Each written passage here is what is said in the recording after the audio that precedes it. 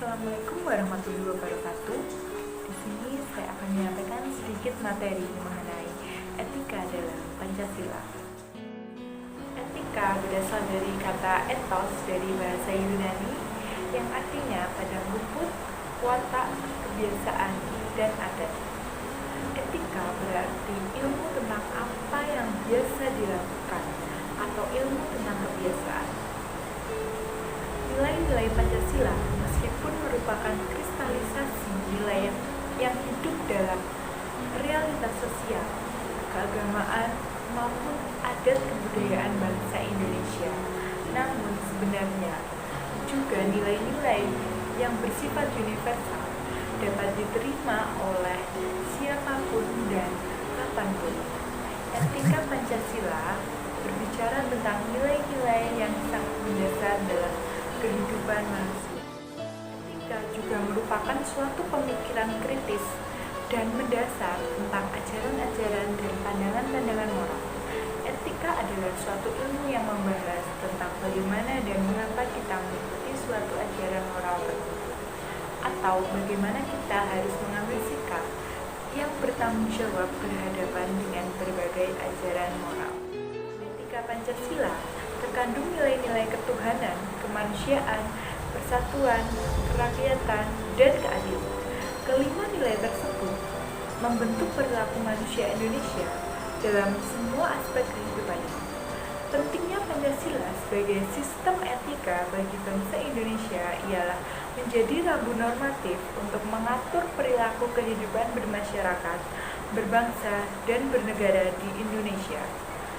Dengan demikian, pelanggaran dalam kehidupan bernegara seperti korupsi atau penyalahgunaan kekuasaan dapat diminimalkan. Di dalam Pancasila terdapat nilai-nilai dan makna-makna yang dapat diimplementasikan dalam kehidupan sehari-hari. Sila pertama, ketuhanan yang Maha Esa. Secara garis besar mengandung makna bahwa negara melindungi setiap pemeluk agama untuk menjalankan ibadahnya sesuai dengan ajaran agamanya, tanpa ada paksaan dari siapapun untuk memeluk agama, bukan mendirikan suatu agama, tidak memaksakan suatu agama atau kepercayaannya kepada orang lain, menjamin berkembang dengan tumbuh suburnya kehidupan beragama, dan bertoleransi dalam beragama, yakni saling menghormati kebebasan menjalankan ibadahnya sesuai dengan agama dan kepercayaan masing-masing.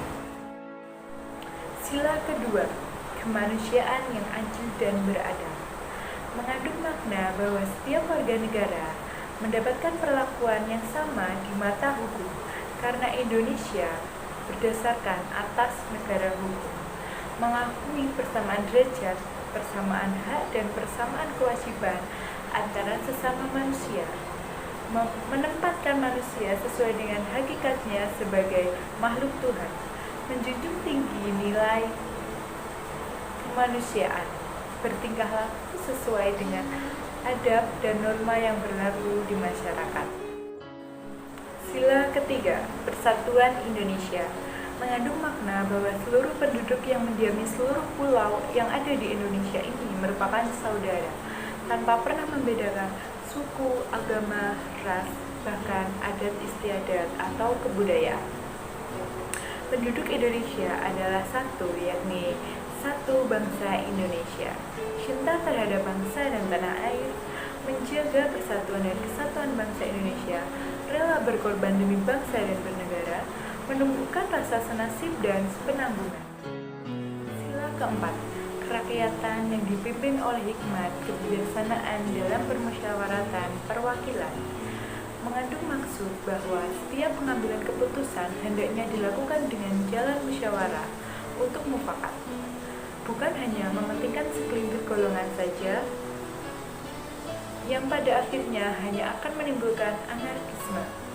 Tidak memaksakan kehendak kepada orang lain, melakukan musyawarah artinya mengusahakan keputusan bersama secara bulat, baru sesudah itu diadakan tindakan bersama, mengutamakan kepentingan negara dalam masyarakat. Sila kelima, keadilan sosial bagi seluruh rakyat Indonesia, mengandung makna bahwa setiap penduduk Indonesia berhak mendapatkan penghidupan yang layak sesuai dengan amanat Undang-Undang Dasar 1945 dalam setiap lini kehidupan, mengandung arti bersikap adil terhadap sesama, menghormati dan menghargai hak-hak orang lain, kemakmuran yang merata bagi seluruh rakyat, seluruh kekayaan alam dan isinya dipergunakan bagi kepentingan bersama menurut potensi masing-masing. Segala usaha diarahkan kepada potensi rakyat, memuatakan dan peningkatan kualitas rakyat, sehingga kesejahteraan tercapai secara merata. Penghidupan di sini tidak hanya hak untuk hidup, akan tetapi juga kesetaraan dalam hal mengenyam pendidikan. Apabila nilai-nilai yang terkandung dalam butir-butir Pancasila diimplikasikan di dalam kehidupan sehari-hari, maka tidak akan ada lagi kita temukan di negara kita namanya ketidakadilan, terorisme, koruptor, serta kemiskinan. Karena di dalam Pancasila sudah tercermin semua norma-norma dan etika yang menjadi dasar dan ideologi bangsa dan negara, sehingga tercapailah cita-cita sang perumus Pancasila, yaitu menjadikan Pancasila sebagai jalan keluar dalam menuntaskan permasalahan bangsa dan negara. Selanjutnya, saya akan mewawancarai salah seorang teman saya untuk mengutarakan pendapatnya mengenai sistem etika dalam Pancasila. Saya akan melakukan wawancara bersama narasumber saya mengenai sistem etika dalam Pancasila.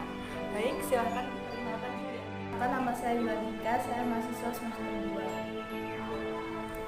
Ya, menurut kamu etika itu apa sih?